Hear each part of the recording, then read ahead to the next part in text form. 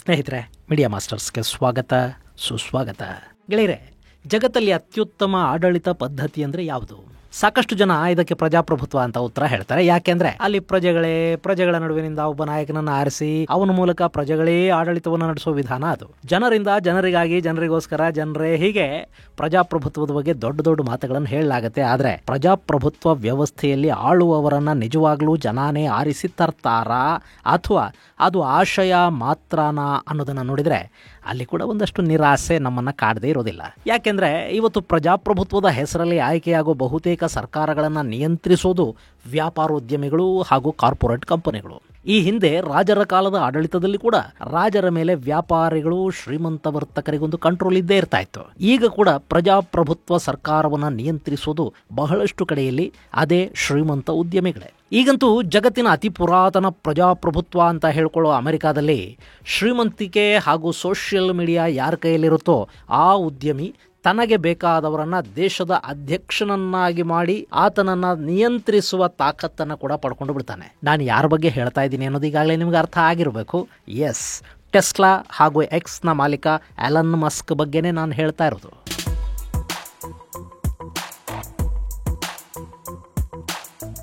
Musk ಇವತ್ತು ಅಮೆರಿಕದ shadow ಅಧ್ಯಕ್ಷ. ಅಲ್ಲಿ ಬಾರಿ ಅಧ್ಯಕ್ಷೀಯ ಚುನಾವಣೆಯಲ್ಲಿ ರಿಪಬ್ಲಿಕನ್ ಪಕ್ಷದ ಡೊನಾಲ್ಡ್ ಟ್ರಂಪ್ ಆರಿಸಿ ಬಂದಿರಬಹುದು. ಆದ್ರೆ ಟ್ರಂಪ್ ಅವರನ್ನ ಮುಂದಿಟ್ಟುಕೊಂಡು ಅಮೆರಿಕದ ನೀತಿ ನಿರೂಪಣೆಗಳನ್ನ ಮಾಡ್ತಾ ಇರೋದು, ತನಗೆ ಹೇಗೆ ಬೇಕೋ ಹಾಗೆ ಜಗತ್ತಿನ ದೇಶಗಳನ್ನ ಪಳಗಿಸ್ಕೊಳ್ಳೋದಕ್ಕೆ ಪ್ರಯತ್ನ ಪಡ್ತಾ ಇರೋದು ಎಲನ್ ಮಸ್ಕ್. ಮಸ್ಕ್ ಏನು ಬಯಸಿದ್ರೆ ಅದು ಅಮೆರಿಕ ಅಧ್ಯಕ್ಷರ ಬಾಯಲ್ಲಿ ಬರುತ್ತೆ. ಮಸ್ಕ್ ಕಾರಣಕ್ಕಾಗಿನೇ ಟ್ರಂಪ್ ಜಗತ್ತಿನ ನಾನಾ ದೇಶಗಳನ್ನ, ಅದರಲ್ಲೂ ಪದೇ ಪದೇ ಭಾರತವನ್ನ ತೆರಿಗೆಯ ರಾಜ ಅಂತ ಕರೀತಾ ಇರೋದು. ಮಸ್ಕ್ ಕಾರಣಕ್ಕೇನೆ ಟ್ರಂಪ್ ಎಲ್ಲ ದೇಶಗಳ ಮೇಲೆ ತೆರಿಗೆ ವಿಧಿಸುವ ಬಗ್ಗೆ ಮಾತಾಡ್ತಾ ಇರೋದು, ಜಗತ್ತಿನ ಜೊತೆ ಟ್ಯಾರಿಫ್ ವಾರ್ಗೆ ಮುಂದಾಗ್ತಾ ಇರೋದು. ಇಷ್ಟರ ನಡುವೆನೂ ಎಲನ್ ಮಸ್ಕ್ ಅವರ ಟೆಸ್ಲಾ ಭಾರತಕ್ಕೆ ಬರ್ತಾ ಇದೆ. ಹಾಗಾದ್ರೆ ತೆರಿಗೆಯ ಕಾರಣಕ್ಕೇನೆ ಭಾರತದಲ್ಲಿ ತಮ್ಮ ಕಾರುಗಳ ಮಾರಾಟವನ್ನ ಮುಂದೂಡ್ತಾ ಬಂದಿದ್ದ ಟೆಸ್ಲಾ ಈಗ ಏಕಾಏಕಿ ಭಾರತಕ್ಕೆ ಬರುವುದಾಗಿ ಘೋಷಣೆ ಮಾಡಿರೋದು ಯಾಕೆ? ಭಾರತ ಟೆಸ್ಲಾ ವಿಷಯದಲ್ಲಿ ಅಮೆರಿಕದ ಒತ್ತಡಕ್ಕೆ ಮಣಿತಾ? ಮೊನ್ನೆ ಮೋದಿ ಹಾಗೂ ಮಸ್ಕ್ ನಡುವಿನ ಮಾತುಕತೆಯ ಸಂದರ್ಭದಲ್ಲಿ ಅಂಥದ್ದೇನಾಯ್ತು? ಎಲನ್ ಮಸ್ಕ್ ಕಾರುಗಳಿಗೆ ಭಾರತ ತೆರಿಗೆ ವಿನಾಯಿತಿ ಕೊಟ್ರೆ ಭಾರತದ ಎಲೆಕ್ಟ್ರಿಕ್ ಕಾರುಗಳ ಮಾರುಕಟ್ಟೆ ಏನಾಗತ್ತೆ? ಸ್ವದೇಶಿ ಕಾರು ತಯಾರಕರ ಗತಿ ಏನು? ಮತ್ತು ಭಾರತದ ಮಾರುಕಟ್ಟೆಯನ್ನ ಇವಿಗಳು ಹೆಚ್ಚಿನ ಪ್ರಮಾಣದಲ್ಲಿ ಆಳೋ ಹಾಗಾಗ್ಲಿ ಅನ್ನೋ ಕಾರಣಕ್ಕೆ ಭಾರತ ಟೆಸ್ಲಾ ಕಾರುಗಳಿಗೆ ವಿನಾಯಿತಿಯನ್ನು ಕೊಡ್ತಾ ಇದೆಯಾ, ಅಥವಾ ಭಾರತದ ಒತ್ತಡಕ್ಕೆ ಮಣಿದು ಟೆಸ್ಲಾ ಭಾರತದಲ್ಲಿ ತಯಾರಿಕಾ ಘಟಕವನ್ನ ಸ್ಥಾಪನೆ ಮಾಡ್ತಾ ಇದೆಯಾ? ಏನಾಗ್ತಾ ಇದೆ ತೆರೆಮರೆಯಲ್ಲಿ? ಬನ್ನಿ ನೋಡೋಣ.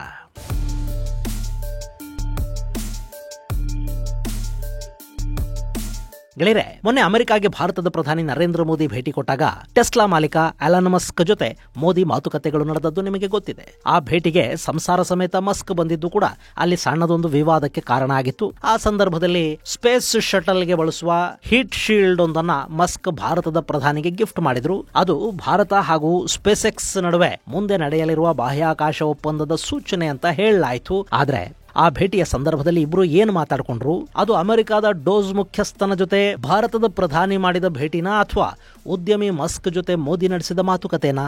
ಈ ಭೇಟಿಯ ಫಲಶ್ರುತಿ ಯಾವುದರ ಬಗ್ಗೆಯೂ ಕೂಡ ಇಬ್ರು ಏನನ್ನೂ ಹೇಳಲಿಲ್ಲ. ಆದರೆ ಈಗ ಇದ್ದಕ್ಕಿದ್ದ ಹಾಗೆ ಭಾರತದಲ್ಲಿ ರಿಕ್ರೂಟ್ಮೆಂಟ್ ಮಾಡಿಕೊಳ್ಳೋದಕ್ಕೆ ಟೆಸ್ಲಾ ಜಾಹೀರಾತನ್ನು ಕೊಟ್ಟಿದೆ. ಮುಂಬೈ ಹಾಗೂ ದೆಹಲಿಯಲ್ಲಿ ತನ್ನ ಟೆಸ್ಲಾ ಕಾರ್ ಶೋರೂಮ್ ಅನ್ನ ಆರಂಭಿಸುವುದಾಗಿ ಆ ಸಂಸ್ಥೆ ಹೇಳ್ತಾ ಇದೆ. ಅದರ ಬೆನ್ನಲ್ಲೇ ಟೆಸ್ಲಾ ಕಾರುಗಳನ್ನು ಭಾರತದಲ್ಲಿ ಮಾರಾಟ ಮಾಡೋದಕ್ಕೆ ಎಲನ್ ಮಸ್ಕ್ ಅಲ್ಲಿ ಕಾರ್ಖಾನೆಯನ್ನ ಸ್ಥಾಪನೆ ಮಾಡಬೇಕಾಗತ್ತೆ ಅನ್ನೋದಾದ್ರೆ ಅದು ಅನ್ಯಾಯ ಅನ್ನಿಸ್ಕೊಳ್ಳುತ್ತೆ. ಮಸ್ಕ್ ಅಲ್ಲಿ ಹೂಡಿಕೆ ಮಾಡೋದಕ್ಕೆ ಒಪ್ಪಿದ್ರೆ ಮಾಡಲಿ, ಆದರೆ ಅದು ಅಮೆರಿಕಾಗಾಗೋ ಅನ್ಯಾಯ ಅಂತ ಟ್ರಂಪ್ ಹೇಳಿದ್ದಾರೆ. ಹಾಗಾದ್ರೆ ಮಸ್ಕ್ ಭಾರತದಲ್ಲಿ ಕಾರು ತಯಾರಿಕೆಯನ್ನು ಆರಂಭ ಮಾಡ್ತಾರಾ, ಅಥವಾ ಬರೀ ಸಿದ್ಧವಾದ ಕಾರುಗಳನ್ನು ಭಾರತಕ್ಕೆ ಎಕ್ಸ್ಪೋರ್ಟ್ ಮಾಡಿ ನಮ್ಮಲ್ಲಿ ಮಾರಾಟ ಮಾಡಿಕೊಂಡು ಲಾಭ ಮಾಡ್ಕೋತಾರ? ಈ ಬಗ್ಗೆ ಮಸ್ಕ್ ಆಗಲಿ ಭಾರತದ ಸರ್ಕಾರ ಆಗಲಿ ಇನ್ನೂ ಕೂಡ ಏನನ್ನು ಖಚಿತವಾಗಿ ಹೇಳಿಲ್ಲ.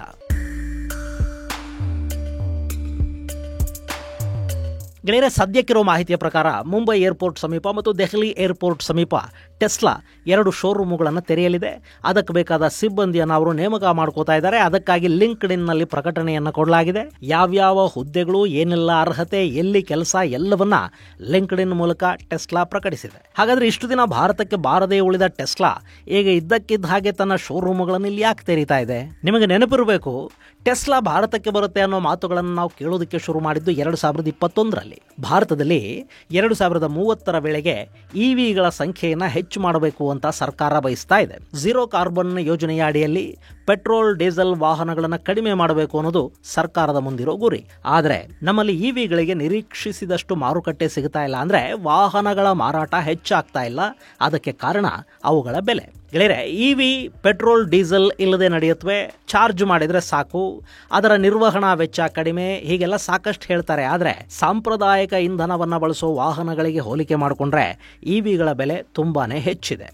ಅವುಗಳ ತಯಾರಿಕಾ ವೆಚ್ಚ ಹಾಗೂ ನಮ್ಮಲ್ಲಿ ವಾಹನಗಳ ಮೇಲೆ ವಿಧಿಸುವ ತೆರಿಗೆ ಎಲ್ಲ ಸೇರಿದ್ರೆ ಇವಿ ಕಾರು ಸಾಮಾನ್ಯರ ಕೈಗೆಟುಕೋ ದರದಲ್ಲಿ ಸಿಗ್ತಾ ಇಲ್ಲ. ಅದರ ಜೊತೆಗೆ ಇವಿಗಳ ಬಗ್ಗೆ ಆಗಾಗ ಬರುವ ಸುದ್ದಿಗಳು ಕೂಡ ಆತಂಕಕ್ಕೆ ಕಾರಣ ಆಗ್ತಾ ಇರುತ್ತವೆ. ಸೊ ಇವಿ ಮಾರುಕಟ್ಟೆ ಭಾರತದಲ್ಲಿ ನಿರೀಕ್ಷಿಸಿದಷ್ಟು ಪ್ರಮಾಣದಲ್ಲಿ ಅರಳಿಲ್ಲ. ಜಾಗತಿಕ ಮಾರುಕಟ್ಟೆಗೆ ಹೋಲಿಕೆ ಮಾಡಿಕೊಂಡ್ರೆ ಇವಿಗಳ ವಿಷಯದಲ್ಲಿ ಭಾರತ ತುಂಬಾನೇ ಹಿಂದುಳಿದಿದೆ. ಚೈನಾದಲ್ಲಿ ಇವತ್ತು 43% ಇವಿಗಳಿವೆ, ಯುರೋಪಲ್ಲಿ 30%, ಅಮೆರಿಕಾದಲ್ಲಿ 12%, ಜಪಾನ್ನಲ್ಲಿ 11.5% ಇವಿಗಳಿದ್ರೆ ಭಾರತದಲ್ಲಿ ಇವಿಗಳ ಬಳಕೆ ಇರೋದು ಕೇವಲ 4.4% ಮಾತ್ರ. ಇಲ್ಲಿ ಇವಿಗಳ ಬಳಕೆ ಕಡಿಮೆ ಆಗೋದಕ್ಕೆ ಅವುಗಳ ಬೆಲೆಯ ಜೊತೆಗೆ ನಮ್ಮ ರಸ್ತೆಗಳು ಕೂಡ ಒಂದು ಕಾರಣ. ಆದರೂ ಕೂಡ ಟಾಟಾ, ಮಹೇಂದ್ರ, ಮಾರುತಿ ಮುಂತಾದ ಕಾರು ತಯಾರಿಕಾ ಸಂಸ್ಥೆಗಳು ಇವಿ ಕಾರುಗಳ ತಯಾರಿಯನ್ನ ಮಾಡ್ತಲೇ ಇವೆ.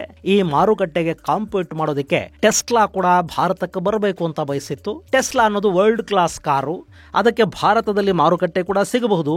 ಆದರೆ ಅಲ್ಲಿ ಕೂಡ ದೊಡ್ಡ ತೊಡಕಾಗಿ ಕಾಣ್ತಾ ಇದ್ದದ್ದು ಅದರ ಬೆಲೆ.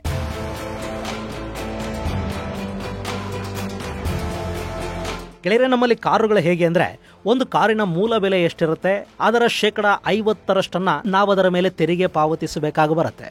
ಕಾರುಗಳ ಮೇಲೆ 18% 28% GST ಮತ್ತು ಕಾರಿನ ಬೆಲೆಯ ಮೇಲೆ 10% 18% ರೋಡ್ ಟ್ಯಾಕ್ಸ್ ಅನ್ನು ನಾವು ಕಟ್ತೀವಿ.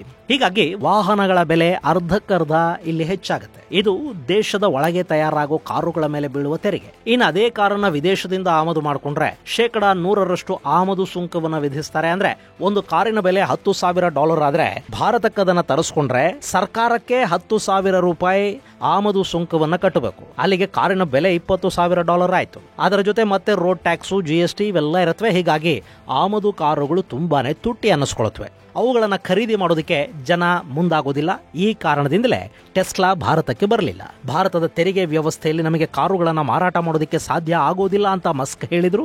ಭಾರತ ಕೂಡ ನೀವು ಬಂದು ಇಲ್ಲೇ ತಯಾರು ಮಾಡಿ ಮಾರಾಟ ಮಾಡಿ, ಆಗ ನಿಮಗೆ ತೆರಿಗೆ ವಿನಾಯಿತಿಗಳನ್ನು ನಾವು ಕೊಡ್ತೀವಿ ಅಂತ ಹೇಳ್ತಾ ಬಂತು. ಆದರೆ ಅದಕ್ಕೆ ಮಸ್ಕ್ ಮನಸ್ಸು ಮಾಡಲಿಲ್ಲ. ಅವರ ಟೆಸ್ಲಾ ಕೂಡ ಭಾರತಕ್ಕೆ ಬರಲಿಲ್ಲ. ಆದರೆ ಈಗ 4 ವರ್ಷಗಳಲ್ಲಿ ಸಾಕಷ್ಟು ಬದಲಾವಣೆಗಳಾದಂತೆ ಕಾಣ್ತಾ ಇದೆ. ಮಸ್ಕ್ ಅಮೆರಿಕಾದಲ್ಲಿ ತಮಗೆ ಬೇಕಾದ ಅಧ್ಯಕ್ಷನನ್ನ ಗೆಲ್ಲಿಸಿಕೊಂಡು ಬಂದಿದ್ದಾರೆ. ಅಧ್ಯಕ್ಷ ಈಗ ಎಲನ್ ಮಸ್ಕ್ ಹೇಳಿದ ಹಾಗೆ ಕೇಳ್ತಾ ಇದ್ದಾರೆ. ಟ್ರಂಪ್ ತಲೆಗೆ ಎಲನ್ ಮಸ್ಕ್ ಭಾರತದ ಬಗ್ಗೆ ಎಷ್ಟು ತುಂಬಿದ್ದಾರೆ ಅಂದ್ರೆ, ಪ್ರತಿ ಬಾರಿ ಭಾರತದ ಬಗ್ಗೆ ಮಾತಾಡುವಾಗ್ಲೂ ನನಗೆ ಮೋದಿ ಬಗ್ಗೆ ಗೌರವ ಇದೆ, ಭಾರತವನ್ನ ನಾನು ಗೌರವಿಸ್ತೀನಿ, ಆದ್ರೆ ಅವರು ವಿಪರೀತ ತೆರಿಗೆ ಹಾಕ್ತಾರೆ, ಹೀಗಾಗಿ ನಮ್ಮ ಕಾರುಗಳನ್ನು ನಾವಲ್ಲಿ ಮಾರಾಟ ಮಾಡೋದಕ್ಕೆ ಸಾಧ್ಯವಾಗುತ್ತಿಲ್ಲ ಅನ್ನೋ ಮಾತು ಟ್ರಂಪ್ ಬಾಯಲ್ಲಿ ಬರ್ತಲೇ ಇರುತ್ತೆ. ಕಾರು ಟ್ರಂಪ್ದಲ್ಲ, ಮಸ್ಕ್ದು. ಅದನ್ನು ಭಾರತದ ಮಾರುಕಟ್ಟೆಗೆ ತರಬೇಕು. ಭಾರತದ ಅತ್ಯಂತ ದೊಡ್ಡ ಇವಿ ಮಾರುಕಟ್ಟೆಯನ್ನು ಆಳಬೇಕು. ಹಾಗಾಗಬೇಕು ಅಂದರೆ ತೆರಿಗೆ ಕಡಿಮೆ ಆಗಬೇಕು. ಹೀಗಾಗಿ ಭಾರತ ನಮ್ಮ ಮೇಲೆ ಎಷ್ಟು ತೆರಿಗೆ ವಿಧಿಸುತ್ತೋ ಅಷ್ಟೇ ತೆರಿಗೆಯನ್ನು ನಾವು ಭಾರತದ ಮೇಲೆ ವಿಧಿಸ್ತೀವಿ ಅಂತ ಟ್ರಂಪ್ ಹೇಳ್ತಾರೆ. ಇದನ್ನು ಮೊನ್ನೆ ಮೋದಿ ಅವರಿಗೂ ಸ್ಪಷ್ಟಪಡಿಸಿದ್ದೀನಿ, ಅರ್ಥ ಮಾಡಿಸಿದ್ದೀನಿ ಅಂತೆಲ್ಲ ಟ್ರಂಪ್ ಹೇಳ್ತಾ ಇದ್ದಾರೆ. ಇದೆಲ್ಲದರ ನಡುವೆ ಟೆಸ್ಲಾ ಭಾರತದಲ್ಲಿ ರಿಕ್ರೂಟ್ಮೆಂಟ್ ಅನ್ನು ಶುರು ಮಾಡಿದೆ. ಹಾಗಾದ್ರೆ ಭಾರತ ಅಮೆರಿಕದ ಒತ್ತಡಕ್ಕೆ ಮಣಿತಾ?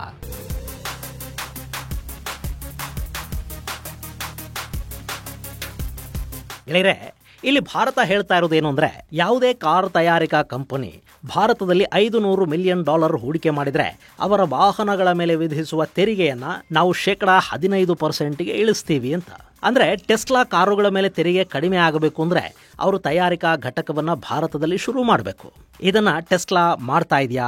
ಆ ಬಗ್ಗೆ ಇನ್ನೂ ಅಧಿಕೃತವಾಗಿ ಯಾವ ಘೋಷಣೆಯೂ ಆಗಿಲ್ಲ. ಇನ್ನು ಯಾಕೆ ಹೀಗೆ ಭಾರತ ಇಂಥದ್ದೊಂದು ಕಂಡೀಷನ್ ಅನ್ನ ಹಾಕ್ತಾ ಇದೆ ಅಂದ್ರೆ, ಯಾವುದೋ ಒಂದು ಕಾರ್ ಕಂಪನಿ ಯಾವುದೋ ದೇಶದಲ್ಲಿ ಕಾರನ್ನು ತಯಾರು ಮಾಡಿ ಅದನ್ನ ನೇರವಾಗಿ ಭಾರತಕ್ಕೆ ಆಮದು ಮಾಡಿ ಇಲ್ಲಿ ಆ ಕಾರುಗಳನ್ನ ಮಾರಾಟ ಮಾಡ್ತಾ ಹೋದ್ರೆ ಭಾರತದಲ್ಲೇ ಕಾರ್ ತಯಾರಿಕಾ ಕಂಪನಿಗಳಿವೆಯಲ್ಲ, ಅವುಗಳ ಮೇಲೆ ಇದರ ನಕಾರಾತ್ಮಕ ಪರಿಣಾಮ ಉಂಟಾಗುತ್ತೆ. ಹಾಗಲ್ಲದೆ ಅವರು ಭಾರತದಲ್ಲೇ ತಯಾರಿಕಾ ಘಟಕವನ್ನು ಸ್ಥಾಪನೆ ಮಾಡಿದ್ರೆ ಭಾರತದ ಯುವಕರಿಗೆ ಉದ್ಯೋಗವನ್ನು ಕೊಟ್ಟ ಹಾಗಾಗುತ್ತೆ. ಅದರಿಂದ ಭಾರತಕ್ಕೂ ಲಾಭ ಆಗುತ್ತೆ ಮತ್ತು ಭಾರತದಲ್ಲಿ ಉದ್ಯೋಗ ಸೃಷ್ಟಿ ಮಾಡ್ತಾ ಇದ್ದಾರೆ ಅನ್ನೋ ಕಾರಣಕ್ಕೆ ಅವರಿಗೆ ತೆರಿಗೆ ವಿನಾಯಿತಿಯನ್ನು ಕೊಡುವುದರಲ್ಲಿ ಅರ್ಥನೂ ಇರುತ್ತೆ. ಹೀಗಾಗಿನೇ ಭಾರತ ಟೆಸ್ಲಾಗೆ ಕೂಡ ಭಾರತಕ್ಕೆ ಬಂದು ನಿಮ್ಮ ಕಾರುಗಳನ್ನು ತಯಾರು ಮಾಡಿ ಇಲ್ಲಿ ಮಾರಾಟ ಮಾಡಿ ತೆರಿಗೆ ವಿನಾಯಿತಿಯನ್ನು ಪಡ್ಕೊಳ್ಳಿ ಅಂತ ಹೇಳ್ತಾ ಇತ್ತು.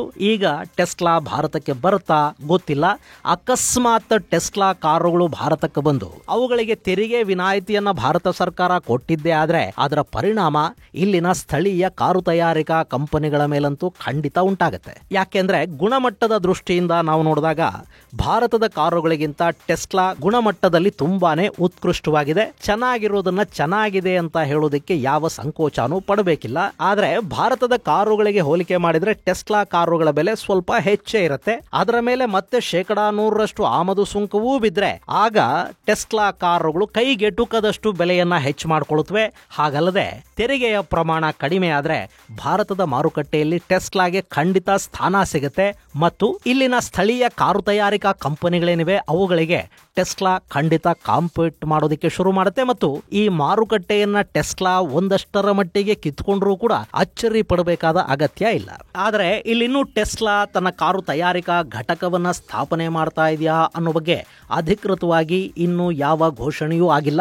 ಭಾರತ ಸರ್ಕಾರವೂ ಈ ಬಗ್ಗೆ ಏನು ಹೇಳಿಲ್ಲ. ಟೆಸ್ಲಾ ಕೂಡ ಕಾರ್ಖಾನೆಯನ್ನ ಸ್ಥಾಪನೆ ಮಾಡೋದು ಎಲ್ಲಿ, ಯಾವಾಗ, ಇದರ ಬಗ್ಗೆ ಏನು ಹೇಳ್ತಾ ಇಲ್ಲ. ಆದ್ರೆ ಕೆಲ ರಾಜ್ಯ ಸರ್ಕಾರಗಳು ಮಾತ್ರ ಟೆಸ್ಲಾ ಬರುವುದಾದ್ರೆ ನಮ್ಮ ರಾಜ್ಯಕ್ಕೆ ಬರಲಿ ಅಂತ ಹೇಳೋದಕ್ಕೆ ಶುರು ಮಾಡಿವೆ. ಇನ್ನು ಒಂದು ವೇಳೆ ಟೆಸ್ಲಾ ಭಾರತದಲ್ಲಿ ಕಾರು ಫ್ಯಾಕ್ಟರಿಯನ್ನ ಶುರು ಮಾಡಿದ್ದೇ ಆದ್ರೆ ಅದು ಅಮೆರಿಕಾಗೆ ಮಾಡೋ ಅನ್ಯಾಯ ಆಗತ್ತೆ ಅಂತ ಟ್ರಂಪ್ ಹೇಳ್ತಾ ಇದ್ದಾರೆ. ಅಂದ್ರೆ ಬಂಡವಾಳ ನಮ್ಮ ದೇಶದಿಂದ ಹೊರಗೆ ಹೋಗಬಾರದು, ತಯಾರಿ ಅಮೆರಿಕಾದಲ್ಲಾಗಬೇಕು, ಉದ್ಯೋಗಾವಕಾಶಗಳು ಅಮೆರಿಕಾದಲ್ಲೇ ಸಿಗಬೇಕು, ಮಾರಾಟ ಜಗತ್ತಿನ ತುಂಬ ಆಗಬೇಕು.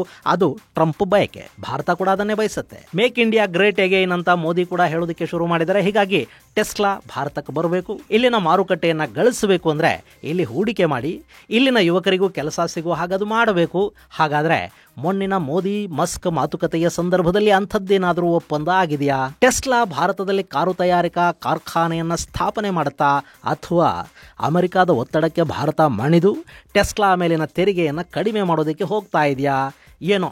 ಅಂತೂ ಅಮೆರಿಕದ ಅತಿ ಪುರಾತನ ಪ್ರಜಾಪ್ರಭುತ್ವದ ಅಧ್ಯಕ್ಷರು ಮಾತ್ರ ಈ ಬಾರಿ ತಮ್ಮ ಚುನಾವಣಾ ಖರ್ಚು ವೆಚ್ಚಗಳನ್ನು ನೋಡಿಕೊಂಡ ಹಾಗೂ ತಮ್ಮ ಗೆಲುವಿಗಾಗಿ ದೊಡ್ಡ ಸೋಷಿಯಲ್ ಮೀಡಿಯಾ ಪ್ಲಾಟ್ಫಾರ್ಮ್ ಅನ್ನು ಬಿಟ್ಟುಕೊಟ್ಟ ಉದ್ಯಮಿಯ ಮನಸ್ಸಿನ ಮಾತುಗಳಿಗೆ ಬಾಯ ಆಗ್ತಾ ಇದ್ದಾರೆ. ಇದನ್ನ ಯಾವ ಬ್ಯೂಟಿ ಆಫ್ ಡೆಮಾಕ್ರಸಿ ಅಂತ ಕರಿಬೇಕು ಗೊತ್ತಿಲ್ಲ. ಅತಿ ಬುದ್ಧಿವಂತ ಹಾಗೂ ಅತಿ ಶ್ರೀಮಂತ ದೇಶದಲ್ಲಿ ಪ್ರಜಾಪ್ರಭುತ್ವ ಬಹುಶಃ ಹೀಗೆ ಇರುತ್ತೋ ಏನೋ.